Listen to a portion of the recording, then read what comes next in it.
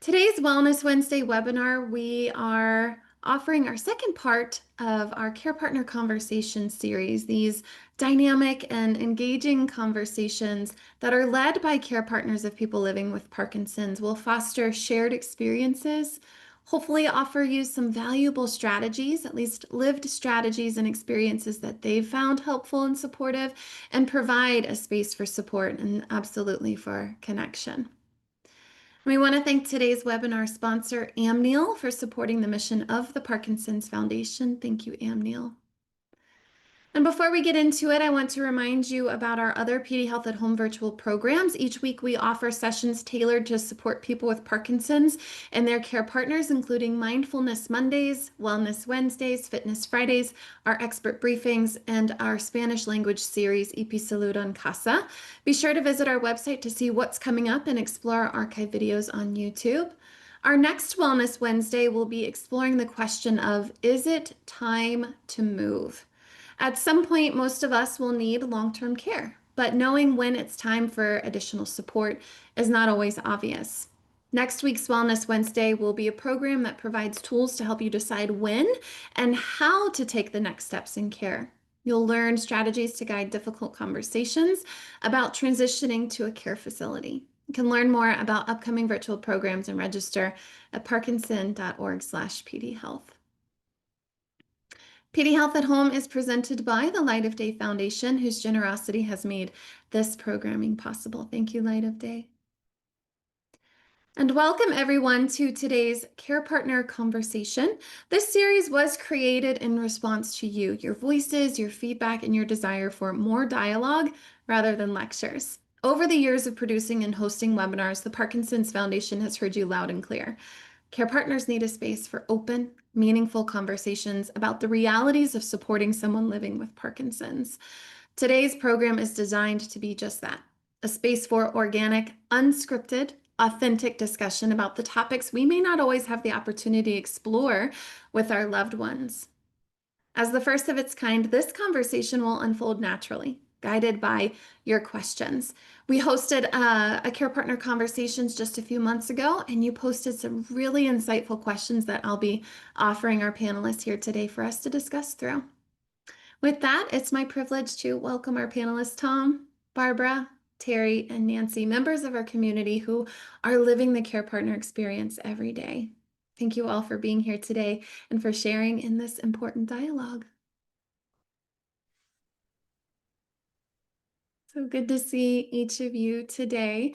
I'm so curious, how are you arriving? What is today bringing you? It's bringing me spring.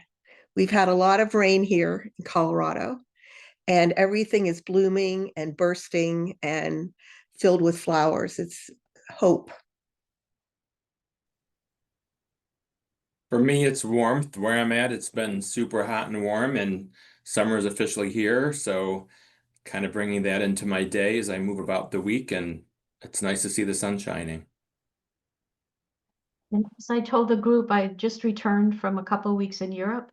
So I'm coming at this as trying to get back into the regular routine. Being away, there's a lot of things that we had to deal with, and now we're back home. And again, there's things we have to deal with here. So change is inevitable. I'm finding it on a daily basis, something else comes up.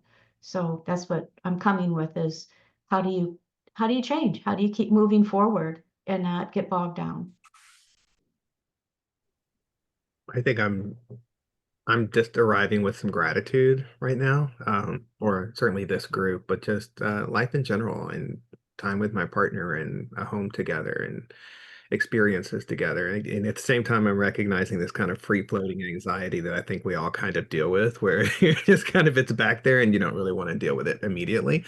But I'm learning that two things, polar opposite things, can exist in the same space. That I can feel gratitude, but also just be anxious in general. So where I am.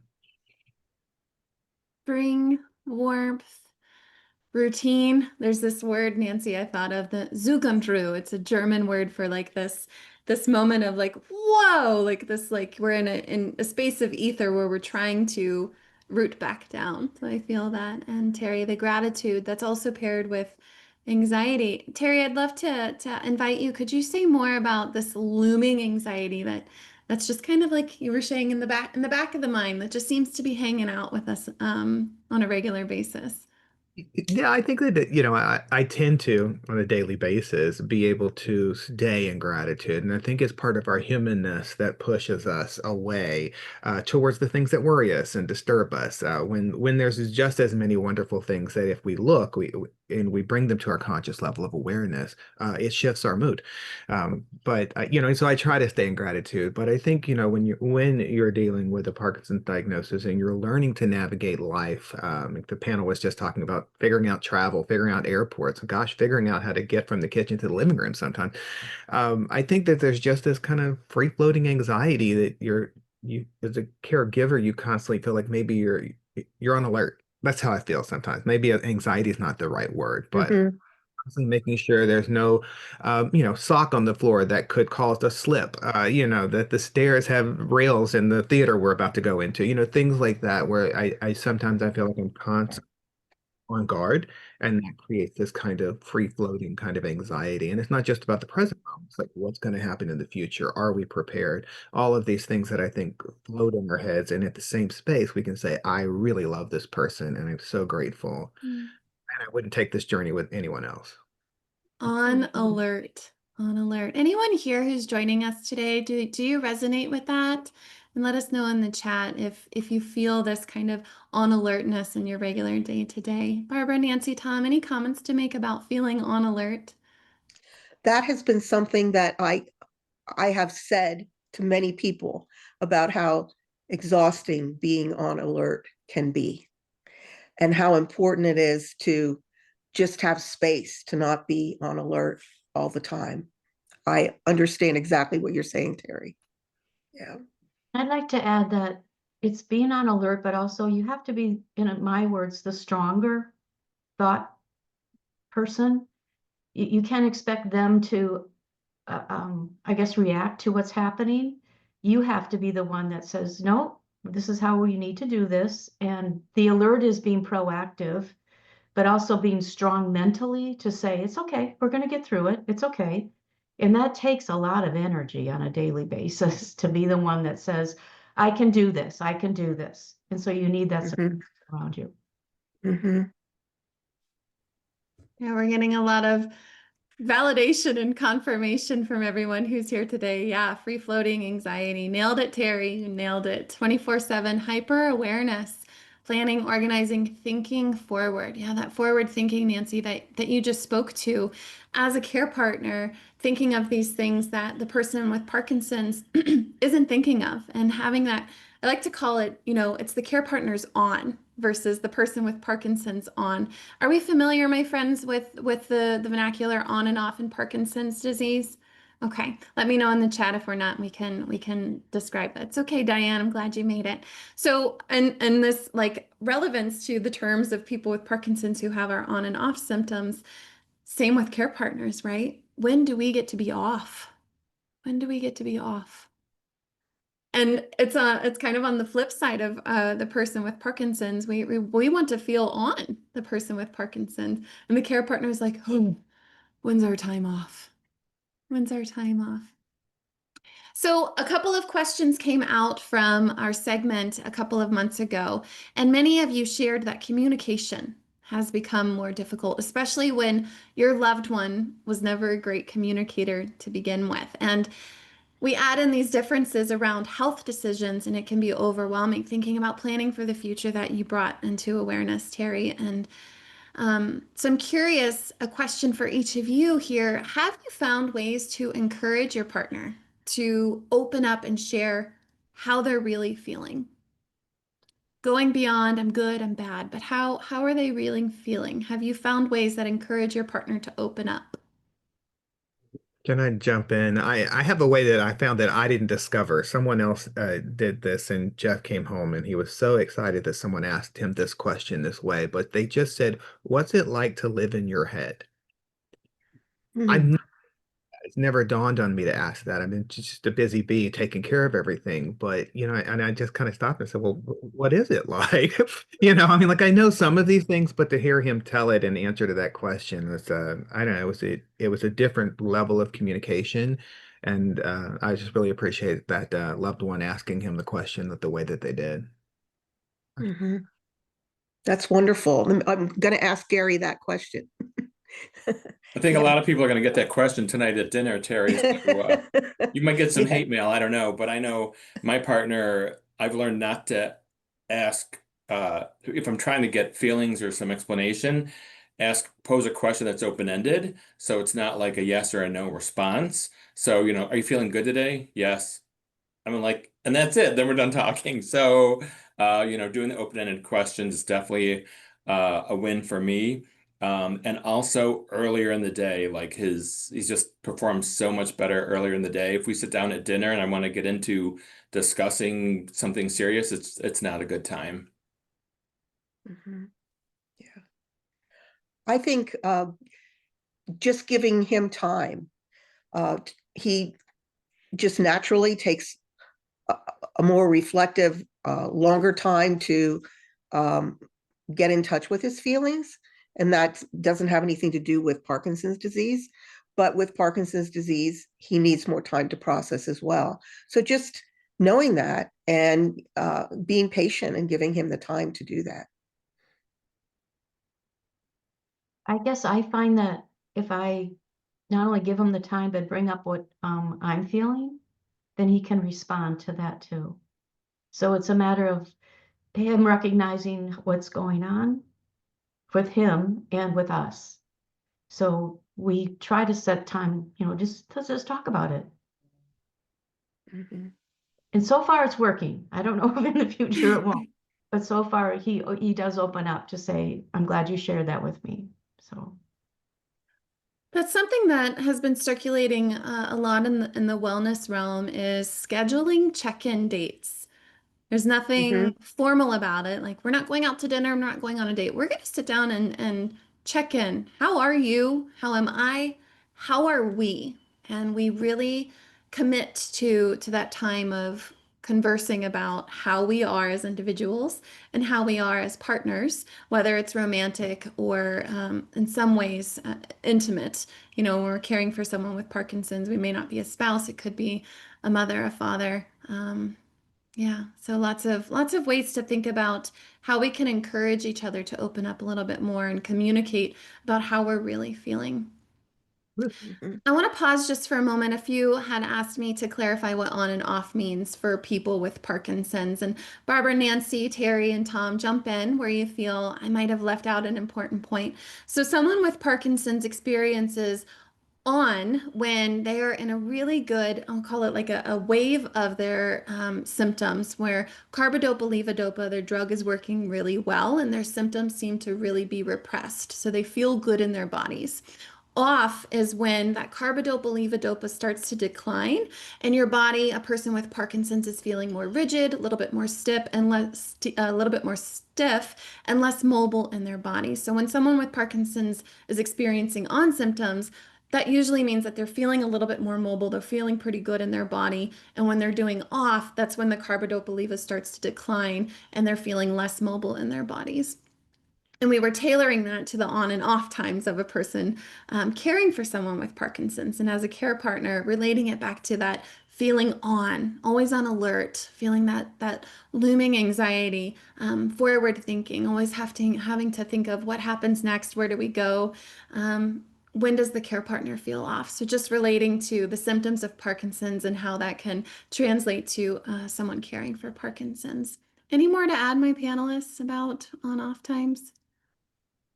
one thing that I've noticed is there's trigger points to his off. And sometimes he doesn't see them coming. Like if it's a stressful or a new situation, and traveling definitely presented that often, that's when I found him to be more off balance, not physically, but mentally. And the tremors would start. So I wonder if anybody else has noticed that as a caretaker, you have to not only be alert, but you have to be thinking about, is this going to set this off? Or could it possibly do that? Mhm. What can I do to minimize that if that's what you want to do. Anybody else have that? I had an experience recently which surprised me because we tend to stay in, I guess, acceptable communication. I don't think anybody does it perfectly right. But we had gone out to a jazz club and it was crowded outside of the club. And it was a really lovely evening, weather-wise and things like that. But at some point, Jeff had gone across this kind of grassy knoll to find the public restroom. And, when he came back, I had gone to grab a drink, something like that. But I didn't realize, and this was new to me, and it was a new development for us, that cognitively he now struggles in large groups.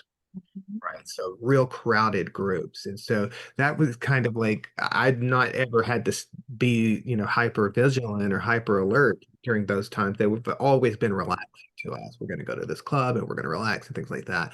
And it startled him too. And he was like, I just didn't know where I was for a minute. I didn't know where to go and what to do and how to find you. And so now I know, when we're out in a large group like that, now I've added that to my level of vigilance. And I've also kind of looped friends in who might take him to a concert or something. You just cannot leave him in those stands alone. Or at least you need to have a plan. So that's new, like that kind of staying on that. Is that what Mhm. you're talking about, Yeah. Nancy? Yeah, exactly. And now it's in your headset of things I have to remember to watch for. Yeah. And that brings up a point, I think we're talking about stressors that weren't stressors before necessarily, and that we're learning as we go along, and those things are going to change on the journey. And I understand exactly what you're saying. So, and then that in itself can trigger tremors, that can trigger anxiety, feeling lost, feeling unsure. Exactly. Betty, I hope that helped answer your question of how to encourage communication. There's a theme going on in the chat here, and just keeping an eye on everyone who's present here and making sure that you feel seen and you feel heard. I know some of you here are panelists who have experienced your partner not wanting to share their diagnosis or using discernment on who they share it with and when. If we could just talk a little bit more about what that looked like for you. And Barbara, I know we went into this in depth in our last conversation. For anyone who's interested in hearing more of Barbara's story of coming out with Parkinson's disease, there's a few conversations we've had highlighting that dialogue with you and Gary. So number one, is it normal? Do you feel that it's normal for people not to want to disclose their Parkinson's disease? Mhm. Tom, I see you took your mic off. Would you like to Oh comment? boy.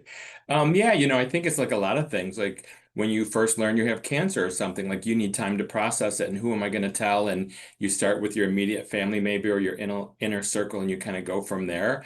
I hear, I work with coworkers that are having health issues and I don't know what those are, but gradually they start to disclose those to certain people. But I think if you're still working, there's always the fear of what's going to happen to my livelihood am I going to be seen that I can't perform my duties and that kind of thing. My partner was diagnosed 19 years ago and no longer works, but definitely was, and it took a long time to figure it out too. So, maybe a year and of trying different medications and seeing different doctors and having different effects until you really know for sure. But I would say almost everybody I talk to, even if it's just a matter of a few days or a week, almost everybody, you know, hesitates and doesn't disclose it right away. Mhm. I can add on to that just a little bit because I do think it's like one of the things that we encountered when we first had the diagnosis passed down to us, and it took, a while to figure out what it was. Um, we talked about who gets to know and who doesn't. And my thing was like, this isn't my story to tell, and this is yours, mine, and ours. We talked about that, I think, last time.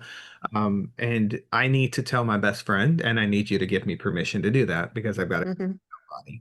But other than that, this is your story to tell. And I'll support you. However, I'll encourage you to tell people. And this is what we came to as a family. We're going to share our story because shame can't live in the light. And there's Mhm. when it comes to this, as if you did something to cause it. I know all of you probably have your loved one kind of perseverating. Did I use Roundup in the backyard too often? There's just always this kind of guilt almost that comes with it, and shame that has no business being there. And when we hide it away, we create a kind of petri dish for shame just to grow. And so we decided that the best thing was just to tell people and not be ashamed of it. And it's worked for us. But I know that other people, like we have friends who they've not even told their close family. And I can understand that too. I think it's an individual choice and a family choice, but I think in the end we decided just tell everybody. It was just a lot easier than trying to hide it, honestly. I want to read Terry's comment out loud. Terry, I hope you don't mind me sharing. They write, my husband kept his diagnosis to himself while he was still working. After he retired, we moved away to be closer to family, and since then, his symptoms got worse and there was no hiding it. Now he's open about it. People knowing that makes it easier for me because people tend to be understanding and helpful. That's what my experience was, that Jerry held it or hid it from um, coworkers. And then when he finally decided it's okay to just let it tell them, they all understood and they were very kind. The family, though, he has Parkinson's in his family tree, and a lot of his relatives have it. So the family wasn't even surprised, to be honest. They were like, oh, another one. Not that it makes it easier for everybody, but that's kind of another side of this is if it's in your family, maybe there's just more of an openness to, oh, you have it too. We just found out another family member last night at dinner has it. And I'm like, wow, not my side, but on his side. So it's amazing how once you kind of open up, it comes out. A lot of people say, oh, I've been diagnosed as well. So kind of helps to keep it out. Yeah, Barbara, go ahead. Well, I think it opens up. I think everybody deals with it differently, as we've all been saying, and there is no right or wrong way. When you share, it opens up lines of support that you may have never even imagined that you have. And there's a lot of love and goodness and support out there. It's really, go ahead, Terry. I was gonna say, you think that you're gonna encounter judgment, and it's always the total opposite. It's understanding. There may be confusion. They may not know what to say or what to do, but I think most people want you to be okay, and they want to love you through it. And so yeah, it's surprising to me. Like you expect a lot of judgment, but you often get that kind of care and love that Barbara and Nancy were talking about. It's always fascinating to me the strength that the power of the mind has, right? When we think about something, you brought up the struggle of shame, Terry, like, oh, people are going to view me differently. I'm going to be judged differently. I'm going to be treated differently. And now we're talking to the lens of a person with Parkinson's, but the relief that comes from, as Keith just said, let the cat out of the bag, right? The relief that comes from that is outstanding. And going back to the strength of the mind and the rumination of thoughts, what if, what if, what if, hold on, hold on, hold on, versus let it go. And that's part of communication, which is one of the biggest key things that I continue to see in hosting these webinars at the Parkinson's Foundation is we're regularly looking for ways to better communicate with one another. Let's start by sharing our diagnosis. I know there was a question about genetic testing, and Yeah. Jerry did do the genetic testing. He did not come back as whatever genes they follow today, he does not have that. But there's many more genes to come to be tested. So it's just a first step. It's not the final way of understanding this. And I understand that I think it's 70 to 80% is environmental cause as to what they understand today. It will change in the future, I'm sure, but just so you know, the genetic testing isn't something that just sort of like explains it all. It didn't for us anyway. Yeah, only 8 to 10% of people with Parkinson's have a genetic predisposition to developing Parkinson's through a gene. And so when we think about the 90%, the other 90%, there's still so much to learn about Parkinson's. And as the Parkinson's Foundation learns through our PD generation study, is that environment is a big manifestation of what Parkinson's looks like. And there's a dialogue going on about genetics and family assuming that it is genetic and blaming it on the other side of the family. Well, there you go. Now you've got some ammunition. Only 8 to 10% of people with Parkinson's are genetically predisposed to it. Oh, you're on mute. Thank you. I'd love to shift gears and address another topic that came up based on our conversation last week. And it was again how difficult it can be to keep up with emotional shifts, especially anxiety and mood swings. So there's a total theme here in our conversation. We're talking about anxiety and shifts in our lives living with Parkinson's. How do you cope when your loved one's anxiety feels constant or even unpredictable? Is that something that you experience? I actually bring it up to him to say, what's going on? You're responding, in a way that I don't understand. I just try to, I don't know if the right word is force, but make him more aware of how he's coming across to me and to others so that then he can say, oh, I didn't realize that. Because a lot of the facial expressions have changed completely. And the grandkids are like, is grandpa mad? No, and so that I just want him to kind of, and he actually appreciates it. He says, thank you. I didn't know. I don't know how others respond, but he's good with it. To be reminded, quietly, you don't make a big deal out of it, but Yeah, I think checking it out is so important.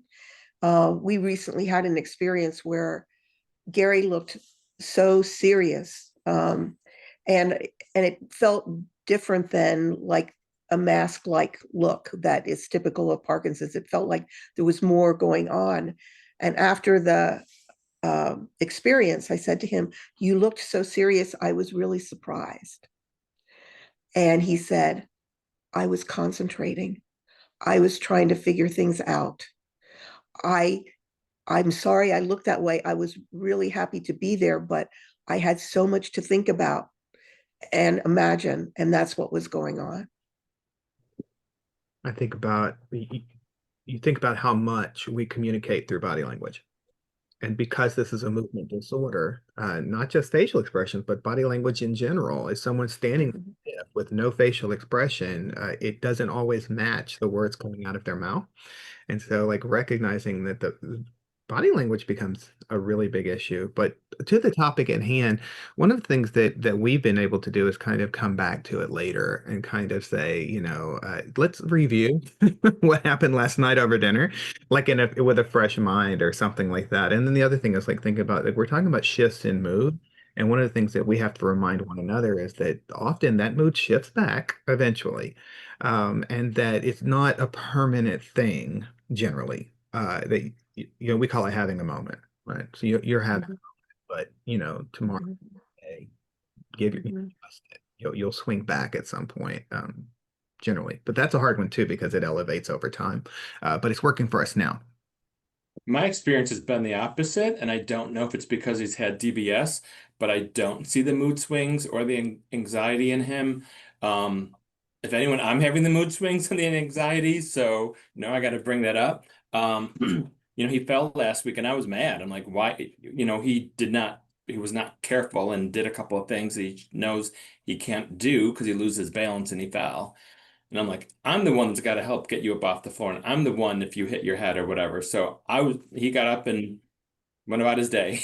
And so I'm like, this is a serious thing. So I don't know if it's just like the cognitive thinking is just changed a little bit and slowing down and it's just not registering. But I'm not seeing any increased anxiety in him. So that's what I have to say about that. I would add too, Tom, something that you were saying before, I believe, about fatigue. Just really keeping that in mind in terms of speaking about things. I like to talk about things. I like to process things. I like to work things out. And my tendency is to jump in. Hey, can we do this? But Gary's not like that. Again, like I said before, it takes him longer to process things. He likes to reflect on things more. But the other thing is with the Parkinson's disease, fatigue impacts processing. And it may be that it's late in the day, like we were talking about earlier, and that's not the best time to have a conversation. And that's a time where I can say, yeah, this is really important to both of us. Let's wait till tomorrow and talk about it then.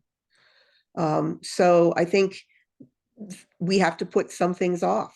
We have to postpone some things to a better time. Yeah, Terry, you really kicked us off with the unplugging. When you notice that there's a conversation that needs to be had and stepping away for a little bit. I call that the emotional unplug, right? We're both emotionally charged right now and a bit more reactive. And Barbara, bringing the conversation full circle, it's time to wind down versus reactivate and get into a difficult conversation right now. If you're in a place to have difficult conversations, let's revisit this tomorrow. And I feel that one, it's really mature and really kind to your relationship as husband and wife, father, daughter, whatever your relationship is in this dynamic of caring for someone with Parkinson's. It's very kind to both of you to step away for a moment and come back when you're feeling a bit more refreshed and revived and calmer. Yeah. Beautifully said. Yeah, I think sometimes it helps to be able to say, like, put it on ourselves. Like, I just do this. Like, look, I'm not my highest self right now. I can't, or honestly, I'm not in a mental space to deal with it, revisit it later. Like, finding the small, kind ways to say, not now, has been helpful for me. Like, I've even said before, like, I need the room, I just need some stuff.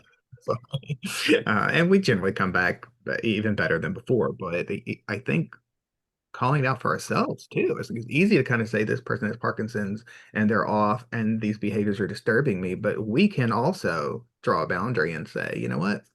You're okay right there on the couch for about 10 minutes because I need to go fix myself a drink or something. Yeah, and I think that plays into a lot of too, that we talk about is self-care. That's going to be part of the self-care too. Is like, one of us is not in the right place right now to think this through, so we're going to put it off till the morning, or let's discuss it at a different time. That's self-preservation, and that's caring because you don't want it to escalate or to fall on deaf ears too if it's a serious matter. So I think you got to do that for yourself as much as them. Or Exactly, because you don't want to wound the relationship in some way that's totally unnecessary. There's enough to deal with. It's okay to take a break. while Tom was talking, I was thinking it's also not a conversation you have to have immediately, or even Mhm, today. Like sometimes it's like weighing, is this something I need to bring to the table right now? And sometimes what I'll do is like if it, for instance, the jazz club thing, I might say, hey, the last time we did this, this happened. Let's plan how we want to move through this experience. Or you kind of lost mhm. the other day at the cousin's birthday party. We're going to another birthday party next week. How do you want to play that? How do we want to be prepared? Sometimes just waiting till it comes up again in a proactive Mhm, us. mhm, Isn't it kind of cool though when in my case when Jerry says to me, "Hey, are you feeling this? How do you feel about this?" Like he's actually saying, "I see something in you that I want to address," or not in a negative way, but that always makes me aware that, you know what, we're so focused on them, they're also mhm, focused on us, and we need to show our appreciation for that. And that always makes me feel good, like, oh, you did notice that. So yeah, mhm. this is how I feel.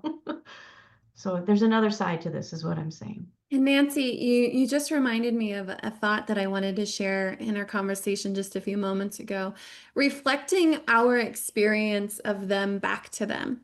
And Barbara and Nancy, you both shared examples of did you have fun? Because you looked really serious. Or, reflecting what you're noticing and letting them, instead of assuming or presuming that they're unwell or unhappy, Mhm, this is how I experienced you today. Tell me where I'm wrong.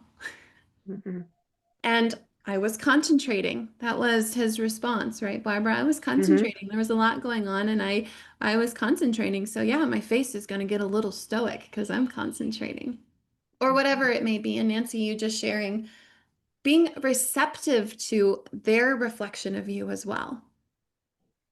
Are you okay? Nope, Mhm, I'm not okay. And being honest mhm. about it. Tom, you mentioned I'd love to transition into a subject that I get a lot of input on. Nobody wants to talk about it because it's abstract. And that's the concept of self-care. Raise your hand if you really want to hear more about self-care. Yeah. So this is in our surveys at the foundation, especially from our care partners, Cindy. Yes. The concept of self-care feels so foreign and inaccessible because we're caring so much for someone else. We know how important self-care is, and it feels out of reach. Someone said, I think in our comments last session, that it feels like death by 1,000 cuts, and that really stuck with me. Mm. So let's change the dialogue a little bit. What are some signs of burnout that you've noticed in yourself? Terry, Tom, Nancy, Barbara, signs of burnout that you might have noticed, and how do you manage it? For My me, sign is oh, go ahead, Nancy. I will react. And then now I'm like, don't count into 10. Don't react, don't react. This too shall pass. I learned that from a babysitter we had. This too shall pass. And I just noticed that I have to take more time to respond to some things that he does that I don't understand. He never did it before. Why are you doing it now?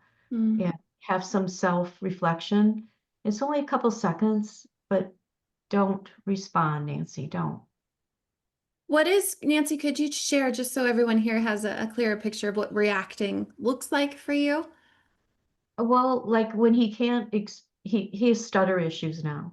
So he's like, and he's stuttering. And I'm always asking him to slow down. Don't start to talk until you feel like you have your thoughts together. He does language, or do you call it speech therapy? So he does know the tricks to the trade, but he's just not but like self-aware of how he's rushing through things. So my response is like, just slow down after he's done this for about a minute.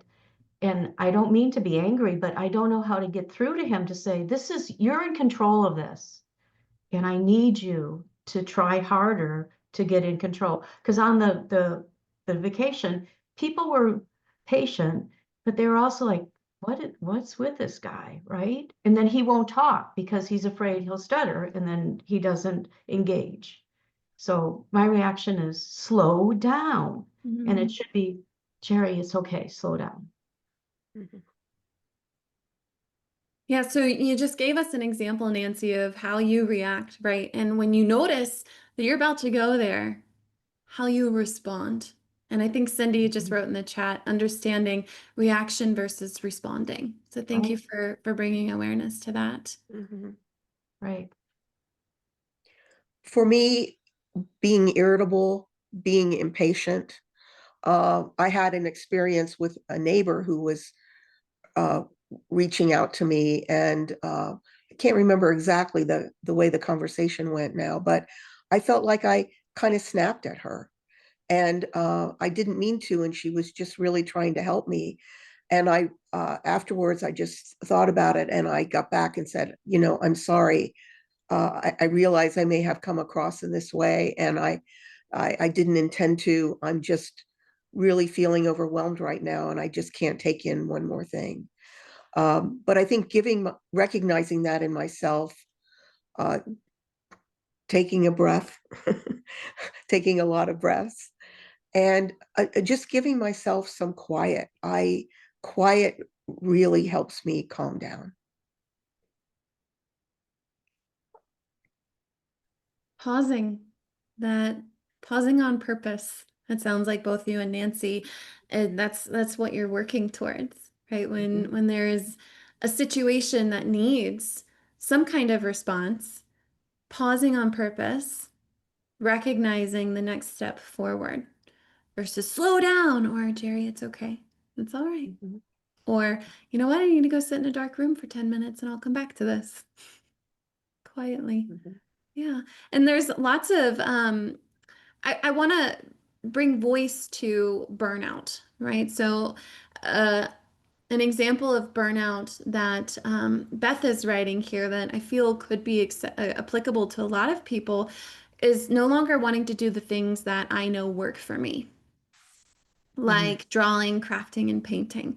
I'm burnt out. I don't want to do the things that I know I love to do. A good example I've done is, sometimes I have a mountain of emails and I'm burnt out. I don't have the capacity to respond to those emails right now. So I don't. And I don't, and I don't, and I don't. So, how can we re energize into these spaces where we are responding from a place of fulfillment, from a place of compassion and kindness? And two things that I'm hearing here is pausing, finding space, making space for ourselves. Terry or Tom, anything to add about noticing when you might find signs of burnout and how you do what you do to manage it? Yeah, for me, it's similar with a lot of people is definitely losing my patience. And again, tone of voice can be, maybe misconstrued, or maybe that's how I intended it and it wasn't the kindest way. Um, I have, over the years, now I schedule time with friends, give him plenty of notice. I'm not going to be home Wednesday night. I'm going to so and so's house to do such and such. So he's got a week to process that, to figure it out, to know I'm not going to be coming home. I still touch base if I need to stop on my way home to, take care of something or do whatever. But then it actually worked out. He's got the house to himself. He's ordering Uber Eats. He's got food all over the table. I'm vegetarian. I come home and there's steak residue on the counter. So, it's, at first I was nervous about doing it and felt selfish, but we just got into a good routine, and it's probably every other week, but it's something that I have to do. And then I have some activities that I like to do with my kids, or I'll meet my daughter for a coffee, and it's just for a quick hour. So, I just pop out of the house and do it. And it's not something he's missing out on.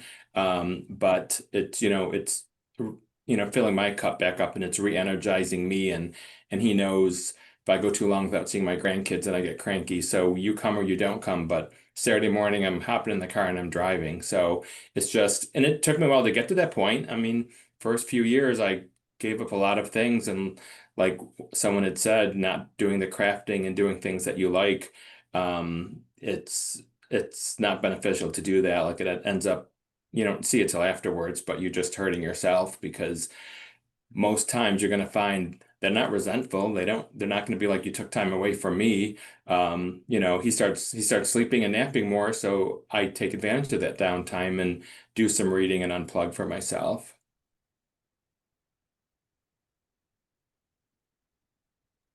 Taking time for yourself. And one key thing that you mentioned there, Tom, that's so important for most of us as humans is letting me know beforehand. So it's not a surprise.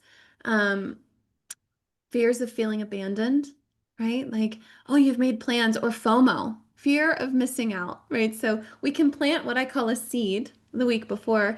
Hey, next Wednesday, I'm doing XYZ with XYZ doing this at this time, and I'll be home maybe around this time. So that setting that precedent helps our nervous systems, right? And just our minds and our hearts prepare for time alone or time away.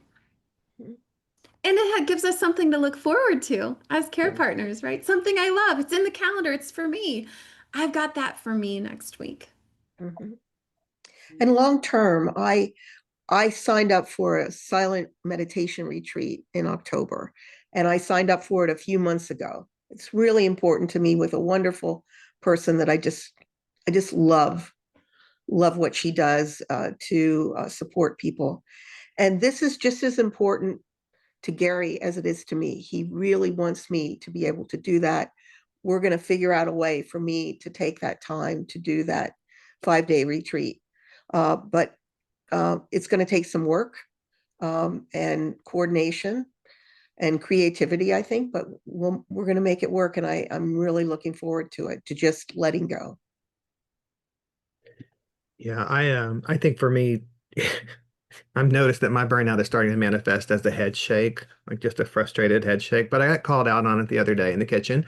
So I have to investigate that now and interrogate why I'm bobbing my head the way I am in frustration. But I think that I wanted to, if I can find it, Jan had a really interesting post in the chat, and Jan, forgive me if I can't find it. But basically, what she gave words to is this feeling of everybody saying, take all the time you need for yourself, when the reality is this disease is progressing and it's marching on. And so how do we kind of balance that? Because there is, for me, some dissonance when I think about burnout. It's not an option. Like I'm it. I'm on deck, you know. I'm the ride or die, and I love that, and I love being that. But then what that feels like in the back of my mind is that is burnout even an option? I can never reach that point. So I worry, you know, like maybe burnout isn't the right word. Maybe the word is, you know, the frustration we're feeling or the exhaustion we're feeling. But like to me, burnout isn't an option, and I don't know what to do with that dissonance. When I think about self-care and managing burnout, the reality is you can manage all you want, but you don't get to burnout. You just don't. It's very, very true. And I think I said this on the last webinar, but it's like the airlines tell you, you put the mask on yourself first and take care of yourself, or you're not gonna be able to help someone else. So you got to kind of do it that way too. That's Yeah, kind and I think it of, needs, oh, go ahead. no, go ahead, Barbara. I think it needs to be, for me, in an ongoing way, that to have some space as often as possible, rather than waiting till it reaches a point where, oh, I don't feel like I can do this anymore, because then your reserve is way down. So it's important to replenish yourself as you go along, even if it's just little things that you enjoy, little space that you can take, little pauses that you can take. An example of a little pause that I do in between engaging, a step away, go outside for 3 to 5 minutes, y'all. Just Mhm. 3 to 5 minutes outside. Take some deep breaths, close my eyes, listen to the birds. 3 to 5 minutes. And that right there allows me to show up in these spaces from a place of compassion and fulfillment. So at the end of the day, I don't have resentment. I know that I've done some things for myself today, and I can continue to hold space and be present for those that I love. I was just going to add that if you kind of know yourself, you can pull on your strengths when you're feeling terribly anxious. So like I've always been a problem solver in my career. So to me, this is like a big problem I need to start solving. Well, there is no solution, like just do this and it will stop. So just knowing how I react to things has helped me realize that this is not work. This is not like your career. You're not going to be able to solve this with a solution, but you're going to be able to find ways to deal with it. So all I'm suggesting is that reflect back on what your strengths are and how you could actually adapt them to the situations that you're going through. Has helped me.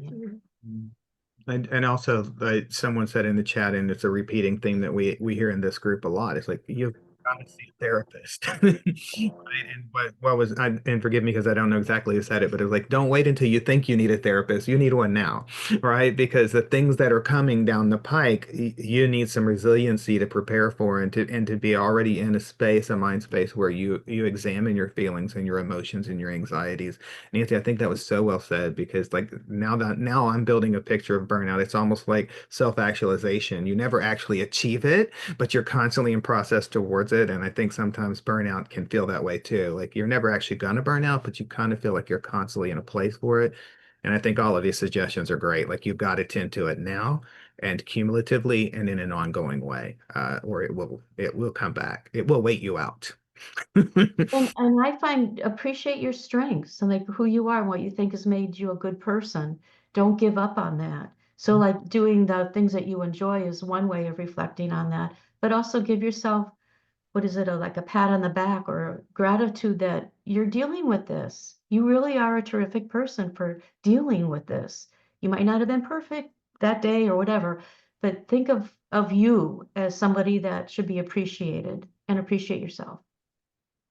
And I also think the Parkinson's Foundation clearly offers a lot of opportunities, the Mindful Mondays and the Wellness Wednesdays that we're doing. Like, even if it's not a topic you think you're going to know, but just to get into a routine, I feel like a couple of people that are on this today, might be calling from work or listening in on their lunch break. And so they're making that time for themselves and they're doing it. And this also regenerates me, and I'll get home and I'll be in a better mood and I'll be more patient because we talk through these things and you hear about other people. So while you may not be able to physically go to a support group, you could get on the Facebook page for hours and find all kinds of resources and articles and former webinars, and hopefully see Krista's smiling face all over the place and listen to see what she has to say. But I think that's just endless resources there. If it's midnight, you're not sleeping, like, just log on and poke around and you're gonna find something that's gonna hit with you. Yeah, that is such a great point, Tom. Looking around to seeing what's out there. And I know, getting back to what I was saying before about the meditation, that's what I do. I look and find who's doing a meditation now, who is out there that I could join, and at any time, and just refuel. And also,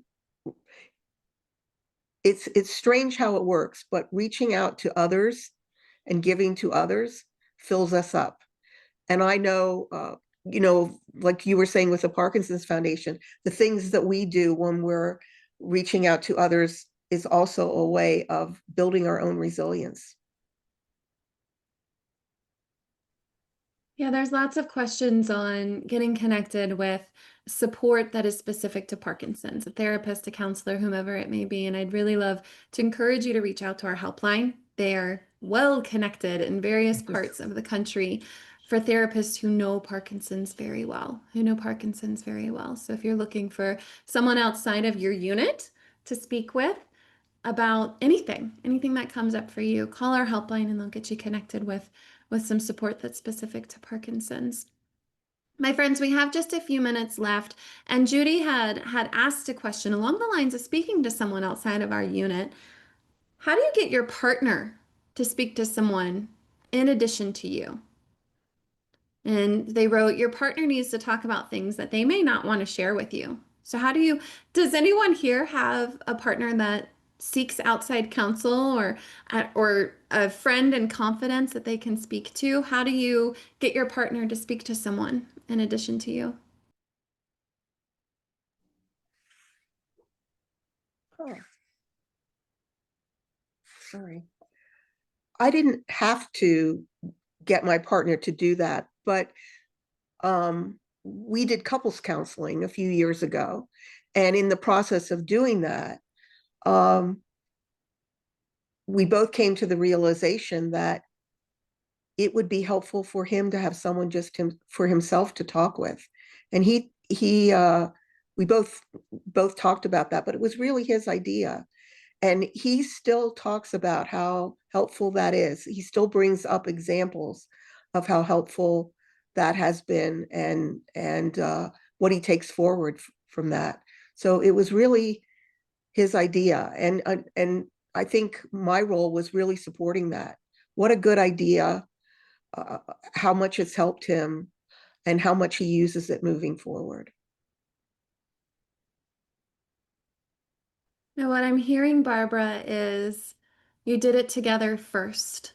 Mhm. Did it together first, and that lent way for him to seek it out just for himself, a service just for him. So I really appreciate the way that, you introduced something together, and he found desire to do it on his own. So just want to speak to that.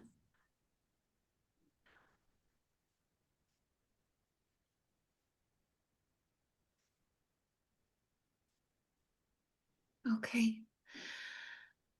Another question from Lisa.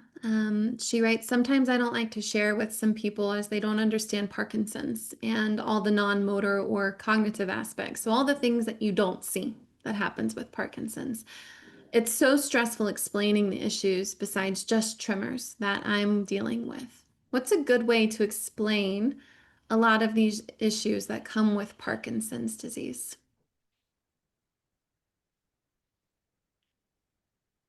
My I first think instinct is to learn about them. Mhm. right? And Yeah. from a place of knowing, then we're able to speak to it. Anything more to add? Well, I think Parkinson's is a whole body and brain disease. It doesn't just affect uh, what you can see. It affects all parts of us. Dopamine is a neurotransmitter that's throughout our body. And everything that dopamine affects you can have symptoms of Parkinson's with. Yeah.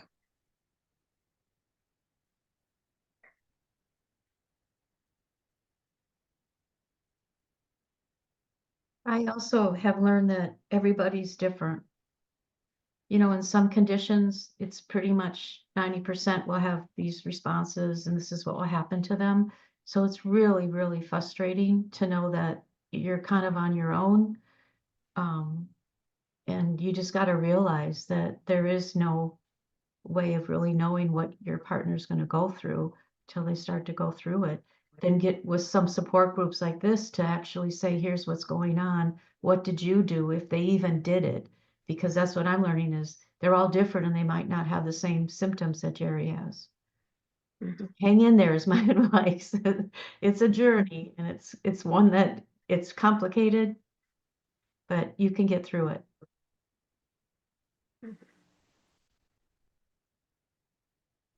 Beautiful words to end our time together. Terry or Tom, anything to share before I close this out? Nope. No, I'm gonna leave. I'm gonna leave it with Nancy. She said it so perfectly that I don't need to follow up on that. Mhm. Absolutely.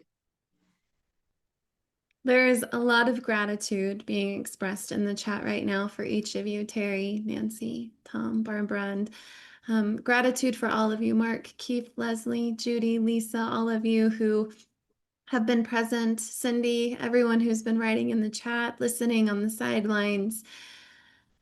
You are not alone, and we know that this is challenging, and this is why we're here. This is why we're here. This is why we continue to show up from a place of compassion and experience. And you continuing to show up for yourself is a form of self-care. So congratulations. Let's celebrate that today together. And thank you, Terry, Nancy, Barbara, and Tom, for continuing to share your experience so authentically with our community.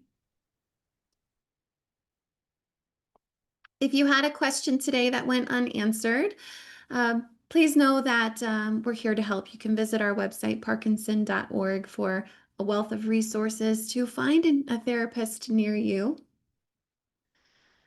And you can also email them at helpline@parkinson.org. I want to thank today's webinar sponsor, Amneal, for supporting the mission of the Parkinson's Foundation. Thank you again, Tom, Nancy, Terry, and Barbara, for your support and our care partner conversations. We'll see you again soon. Be well.